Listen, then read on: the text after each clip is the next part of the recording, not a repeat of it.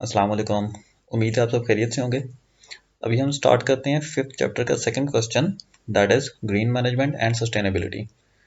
Green management मतलब जब companies natural environment के बारे में सोचना शुरू करती हैं और ये सोचती हैं कि उनकी जो कंपनी है या ऑर्गेनाइजेशन है या जो इंडस्ट्री है, उसकी जो फैक्ट्री है, सॉरी, उसका इम्पैक्ट क्या हो रहा है इन्वायरमेंट के ऊपर।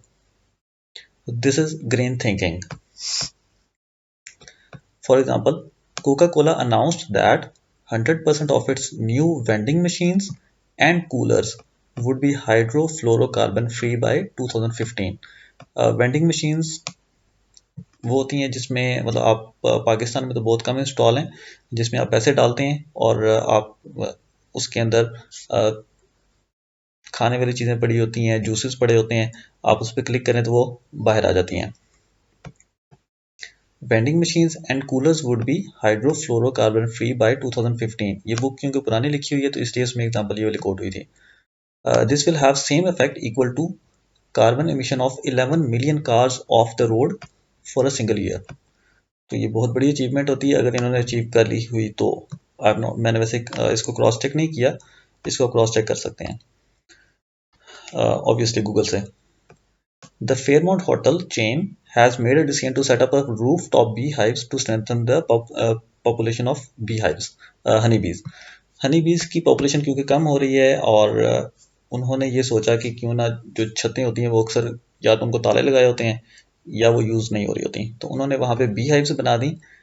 उसकी रीज़न ये है कि third of the food we eat comes from the plants that depends upon bee pollination. तो ये उनकी ग्रीन थिंकिंग का ही एक रिजल्ट है जो उन्होंने जिसने उनको ये सोचने पे मजबूर किया और इन्होंने ये स्टेप लिया। Managers considering the impact of their organisations on the natural environment which we call as green management. वही जो मैंने आपको पहले बताया, same. How organisations go green, on the lower side legal approach, light green, then environmental sensitivity है थोड़ी सी, market approach है और स्टेक होल्डर अप्रोच है, देन हाईली सेंसिटिव है एक्टिव अप्रोच और डार्क ग्रीन अप्रोच। लीगल और लाइट ग्रीन अप्रोच, इसमें कंपनीज सिर्फ वो करती हैं जो लीगली रिक्वायर होता है। In this approach managers do what is legally required, social obligation. These organisations show little, very little environmental sensitivity, क्योंकि उन्होंने सिर्फ वही करना है जो उनसे मतलब डंडे के जोर पे करवाया जाता है, मतलब I mean lawfully. They obey laws, rules and regulations and that's it. They are not concern with कि यार एनवायरनमेंट में क्या हो रहा है।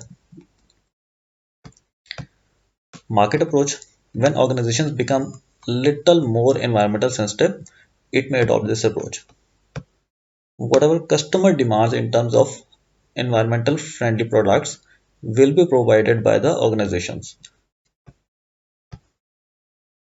जैसे मैं कुछ दिन पहले भी एक ऐड देख रहा था टीवी पे, Nestle Milo paper made straws, मतलब पेपर मेड स्ट्रॉ उन्होंने वो कस्टमर्स को प्रोवाइड कर रहे हैं। और जो बुक में आपका एग्जांपल है, DuPont developed a new type of herbicide, उन्होंने हर्बिसाइड ऐसी बनाई that enabled farmers to minimise the use of chemicals, मतलब हर्बिसाइड का यूज करें और उससे केमिकल्स का यूज कम हो जाएगा।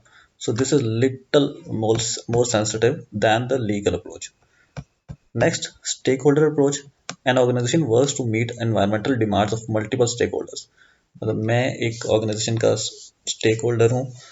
फॉर एग्जाम्पल अगर हम नेस्ले को ले लें तो नेस्ले में क्योंकि प्लास्टिक बॉटल्स बहुत ज़्यादा हैं तो उनसे ऑब्वियसली जो ट्रैश है वो बहुत ज़्यादा हो गया है, तो मैं उससे डिस्टर्ब होता हूँ। देन स्टेक होल्डर्स के अपने कंपनीज के जो कस्टमर्स हैं वो भी होते हैं, इंटरनल एम्प्लॉयज़ भी होते हैं, और आसपास जहाँ पे वो फैक्ट्री है उसके वहाँ के आसपास के जो रिहायशी हैं वो भी उसके स्टेक होल्डर्स हैं। तो उसमें product recycling for its customers, society और वर्क ऑपरेशन, मतलब वर्क ऑपरेशन अब इस तरह से करें कि एम्प्लॉयज़ की जो सेहत है वो ज़्यादा मुतासर ना हो उससे, and community obviously. Next, activist और डार्क ग्रीन अप्रोच, ये हाईली सेंसिटिव होती है। In this approach managers take steps to protect earth's natural resources. They are highly social responsible. For example, book से मैंने एग्जाम्पल ली है, Belgian company Ecover produces ecological clinics products in a zero emissions factory, जिसकी emission almost zero है, near zero.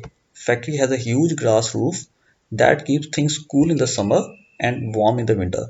मतलब उन्होंने इस तरह का सिस्टम बनाया हुआ है कि सर्दियों में उनको एयर कंडीशन की जरूरत नहीं पड़ती, गर्मियों में उनको हीटर की जरूरत नहीं पड़ती, ताकि एनर्जी जो है वो सेव हो, वेस्ट ना हो। Water treatment system run on wind and solar energy, मतलब जो रीयूजेबल एनर्जीज हैं। Company chose to build this facility because of its deep commitment to the environment. हाँ, इसमें अगर आप अक्सर गर्मियों में जैसे सुनते होंगे कि ट्रांसफार्मर ट्रिप कर गया, तो ऐसे ही ट्रिप करता है कि उसका इंडस्ट्रियल यूज़ बहुत ज़्यादा हो जाता है, इंडस्ट्रियल यूज़ या आसपास में यूज़ बहुत ज़्यादा हो जाता है, तो जो आसपास के जो रहायशी होते हैं उनको वो इलेक्ट्रिसिटी की सही सप्लाई नहीं मिल सकती।